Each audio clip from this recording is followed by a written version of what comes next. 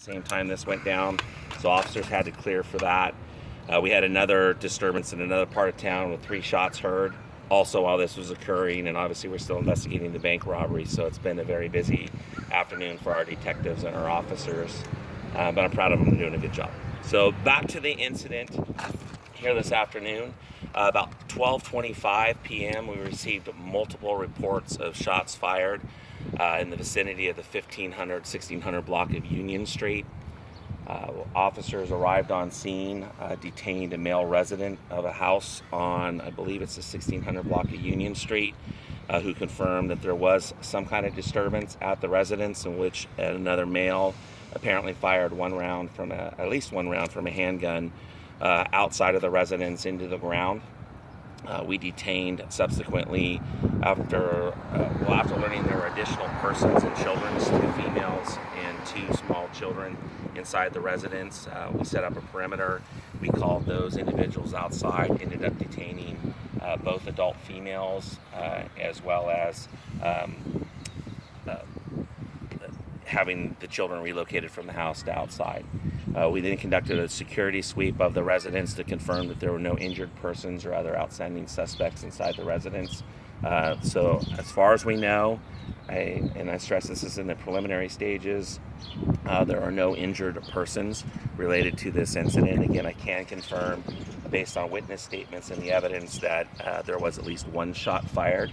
Again, due to some kind of disturbance. We don't know what that is yet. It's still under investigation, and we have an outstanding suspect at this time. I'm not prepared to release the name. And the vehicle possibly was found down at Winco? I don't know about that. We did stop one vehicle that matched the description that we have. I haven't been able to talk to the officer yet, so I don't know if that was the vehicle we're looking for, but we did not detain any individuals in that vehicle, so it may have been uninvolved. So again, investigators are on scene, they're processing the scene, interviewing witnesses and involved parties, and we hope to have a press release in the future. I don't know what I'll be able to release at this time yet, again, because of the nature of the individuals involved in kind of activity that's most likely stemming from the house. Not yet, because I'm getting everything from a silver sedan to a dark sedan. I believe it was a silver sedan. Again, I believe we know who the other individual is that's involved, but I'm not going to release that name at these preliminary stages. That vehicle and suspect was last seen leaving northbound on Union from the residence around the time that the call occurred. Does this house have a history with Eureka PD? I don't know its history. I can say that persons associated with the house are known to the Eureka Police Department. It may be preliminary to say that there may be some drug-related crimes involved, but again, we don't know if that's the motivation behind this particular incident. It's still under investigation. The other incident you mentioned, somebody heard 3 shots fired, something like that turned out to be... As far as we know, that was not as reported. It may not even been, the address may possibly have been in the county, but that's still under investigation. So but our officers have cleared that scene, that particular scene. We do have one in custody from the stolen vehicle incident that was occurring at the same time, and officers, I believe, are in jail with that individual right now. At the same address you had a stolen vehicle?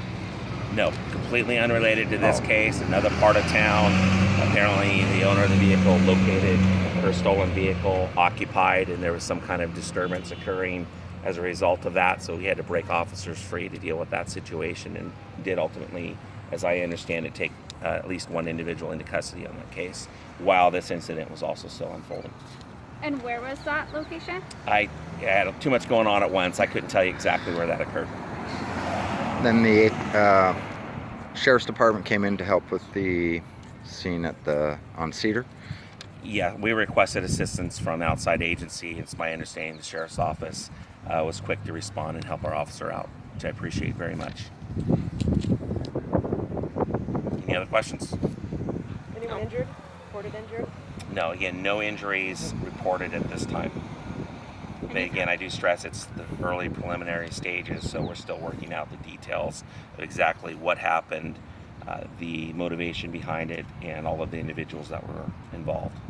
And there's been about 3 incidents in the last 3 hours? Well, okay, again, so We had the bank robbery earlier today over on Central Avenue.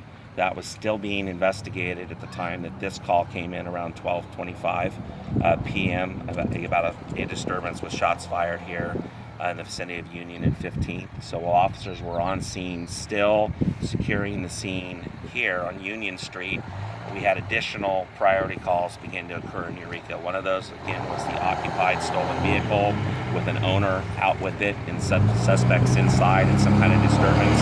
Well, officers were responding to that.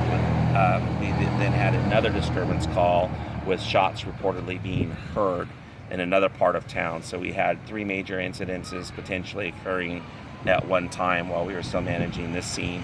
And again, we were able to free some officers to deal with the other incidences with assistance from the sheriff's office. Will you guys be working on or utilizing specific frequencies for this case? What do you mean? For on the scanner frequencies? Well, we have, I'm not going to get into the details of what radio protocols and channels we use, but we have backup channels when multiple incidences are occurring. So we did utilize at least one of those backup channels while this incident remained on our main channel. It's about the 3rd shooting in, I think, about a week in Eureka. Is that correct? Well, you read the recent report about the amount of guns that are being seized off of suspects in the city. So that gives you an indication that we do have a problem with guns in our community, not just Eureka, but countywide, if not region-wide. But I can say we've definitely seen a major uptick in the number of firearms that we're finding and seizing on suspects that have no business having firearms and cannot legally own them. So that is an issue that we're aware of, that we're dealing with. Our officers, as you know, has seized a large quantity of firearms and ammunition from felons and other suspects in our city. I'll add on one thing on that. This doesn't apply to every case, but again, responsible gun owners need to make sure they take the steps to secure their firearms in their home, not only so that children can't access them, but so that if their home is ever broken into or their vehicle is ever broken into, suspects can't access and steal those weapons. And I can't emphasize that enough. It's an important part of our crime prevention strategy with getting these weapons off the street. Any other questions? That's it for me. No, That's Pokemon Go time. good. Have a good day. Thank you very much. Good to see you. Good to see you. I'm glad I was. Man, that sounded